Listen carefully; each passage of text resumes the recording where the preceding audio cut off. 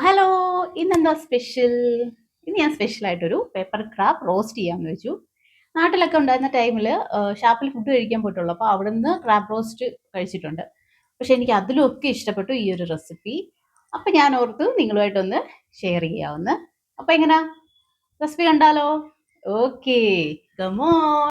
അപ്പോൾ നമുക്ക് കറി റെഡിയാക്കാനായിട്ട് ആദ്യം ഒരു പാൻ വെച്ച് കൊടുക്കുക. അതൊന്ന് ചൂടായി വരുമ്പോഴത്തേക്ക് അതിലേക്കൊരു 4 ടീസ്പൂൺ വെളിച്ചെണ്ണ ആഡ് ചെയ്ത് കൊടുക്കാം. ഇനി വെളിച്ചെണ്ണ ചൂടായി കഴിയുമ്പോൾ അതിലേക്ക് നമുക്ക് ഒരു 3 തണ്ട് കറിവേപ്പില ആഡ് ചെയ്ത് കൊടുക്കാം. ഇനി ഇതിലേക്കൊരു 1.5 കപ്പ് ചെറിയുള്ളി അരിഞ്ഞത് ചേർത്ത് കൊടുക്കാം. ഇത് ഏകദേശം ഒരു 18 ചെറിയുള്ളി ഉണ്ട്. നമ്മൾ ഈ റോസ്റ്റിനായിട്ട് ചെറിയുള്ളിയാണ് യൂസ് ചെയ്യുന്നത്. ഇതിൽ ചെയ്യുമ്പോഴാണ് ഇതിന് ഏറ്റവും ടേസ്റ്റ്. ഇപ്പോൾ ഈ ചെറിയുള്ളി ഒന്ന് സോഫ്റ്റ് ആയിട്ടുണ്ട്. ഇനി ഇതിലേക്ക് ഒരു പച്ചമുളക് അരിഞ്ഞും കൂടെ ചേർത്ത് കൊടുക്കാം. ഇതിപ്പോൾ കുറച്ച് എരിയുള്ള പച്ചമുളകാണ്, അതുകൊണ്ട് ഞാൻ ഒരെണ്ണം ചേർക്കുന്നുള്ളൂ.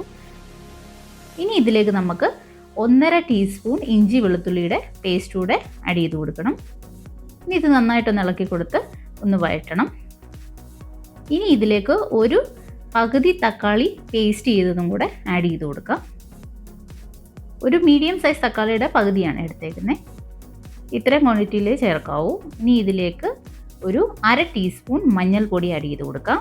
പിന്നെ ഒരു 2 ടീസ്പൂൺ കാശ്മീരി മുളക് പൊടി, പിന്നെ ഒരു 1.5 ടീസ്പൂൺ മല്ലിപ്പൊടി. ഇനി ഇതെല്ലാം കൂടെ നമുക്ക് നന്നായിട്ടൊന്ന് ഇളക്കി കൊടുക്കണം. ഈ പൊടിയുടെ ആ റോസ് സ്മെല്ലൊന്ന് മാറുന്നിടം വരെ നമുക്ക് ഇളക്കി വഴറ്റണം. ഇനി ഇതിലേക്ക് നമുക്ക് ആവശ്യത്തിനുള്ള ഉപ്പ് ആഡ് ചെയ്ത് കൊടുക്കാം. അടുത്തായിട്ട് ഞാൻ ഇതിലേക്ക് ആഡ് ചെയ്യാൻ പോകുന്നത് 1 ടീസ്പൂൺ ഗരം മസാലയും 1 ടീസ്പൂൺ പെരിഞ്ജീരകത്തിൻ്റെ പൊടിയും കൂടാണ്. ഞാനിത് രണ്ടും കൂടെ ഒന്നിച്ചാക്കിയിട്ട് അങ്ങ് ചേർത്ത് കൊടുത്താണ്. പെരിഞ്ജീരകം ഞാനിപ്പോൾ ഫ്രഷ് ആയിട്ട് പൊടിച്ചാണ്. ഇനി ഇതിലേക്ക് നമുക്ക് ക്ലീൻ ചെയ്ത് കട്ട് ചെയ്ത് വെച്ച ഞണ്ട് ചേർത്ത് കൊടുക്കാം. ഞാൻ ഈ ഒരു ഞണ്ട് ഏകദേശം ഈ ഒരു സൈസിലാണ് കട്ട് ചെയ്ത് എടുത്തേക്കുന്നത്. ഇനി നമുക്കിത് ചേർത്ത് കൊടുക്കാം. ഇനി നമുക്കിതെല്ലാം കൂടെ നന്നായിട്ടൊന്ന് മിക്സ് ചെയ്യണം. ഈ ഒരു മസാല ഈ ക്രാബിൽ നന്നായിട്ട് കോട്ടാവുന്ന പോലെ നമുക്ക് മിക്സ് ചെയ്തെടുക്കണം. നിങ്ങൾ ഇതുപോലെ കുറച്ച് പരന്ന പാൻ എടുക്കുന്ന കേട്ടോ നല്ലത്, കാരണം നമുക്ക് കംഫർട്ടായിട്ട് ഇത് ഇളക്കാൻ പറ്റും. ക്രാബ് ആയതുകൊണ്ട് നമുക്കിതൊന്ന് ഇളക്കി കോട്ട് ചെയ്തെടുക്കാനായിട്ട് കുറച്ച് ടൈം എടുക്കും. അതുകൊണ്ടാണ് ഞാൻ പറഞ്ഞത് ഇതുപോലൊരു പരന്ന പാൻ എടുക്കാൻ. അപ്പം നമുക്ക് ഇളക്കാനായിട്ട് നല്ല സൗകര്യമാണ്.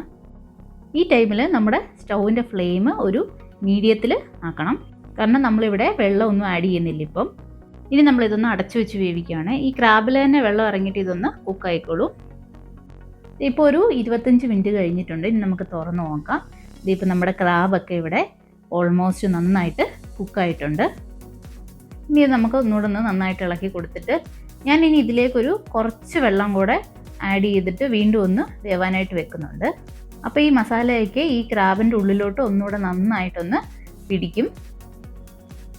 ഇപ്പോൾ നന്നായിട്ട് നമ്മുടെ ക്രാബ് ഇവിടെ വെന്തിട്ടുണ്ട്. ശരിക്കും ഈ അരപ്പ് ഈ ക്രാബിൽ നന്നായിട്ട് പിടിച്ചു കഴിഞ്ഞാലേ അതിന് നല്ലൊരു ടേസ്റ്റ് വരത്തുള്ളൂ. അല്ല നമ്മൾ ഈ ക്രാബ് കഴിക്കുമ്പോൾ നമുക്ക് ടേസ്റ്റ് ഫുള്ളായിട്ട് കിട്ടത്തില്ല.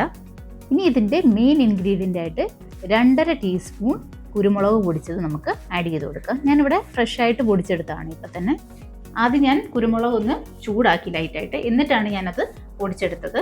ഇങ്ങനെ ചെയ്യുമ്പോഴാണ് ആ പെപ്പർ പൗഡറിന് നല്ലൊരു സ്മെല്ലും ഒരു ടേസ്റ്റും കൂടെ കിട്ടും. ഇതൊരു ടിപ്പാണ്. ഇനി ഇതിലേക്ക് നമുക്കൊരു 1/2 പീസ് നാരങ്ങയുടെ നീരൂടെ ആഡ് ചെയ്ത് കൊടുക്കണം. ഇതുകൂടെ ആയി കഴിഞ്ഞാൽ ഇനി നമുക്ക് നന്നായിട്ടൊന്ന് ഇളക്കി മിക്സ് ചെയ്ത് ഒരു 5 മിനിറ്റ് കൂടെ കുക്ക് ചെയ്ത് കഴിഞ്ഞാൽ നമ്മുടെ അടിപൊളി പെപ്പർ ക്രാബ് റോസ്റ്റ് റെഡി ആയി കഴിഞ്ഞു. ഈ റോസ്റ്റ് ഇങ്ങനെ റെഡി ആക്കിയിട്ട് നമ്മളൊരു 1 അവർ കഴിഞ്ഞിട്ട് കഴിക്കാൻ എടുക്കുന്നതാണ് കുറച്ചുകൂടെ നല്ലത്. അപ്പോൾ ഇന്നത്തെ ഈ റെസിപ്പി എല്ലാവർക്കും ഇഷ്ടമായെങ്കിൽ നമ്മുടെ ഈ ചാനൽ സബ്സ്ക്രൈബ് ചെയ്യാനും സപ്പോർട്ട് ചെയ്യാനും ഷെയർ ചെയ്യാനും മറന്നുപോകല്ലേ.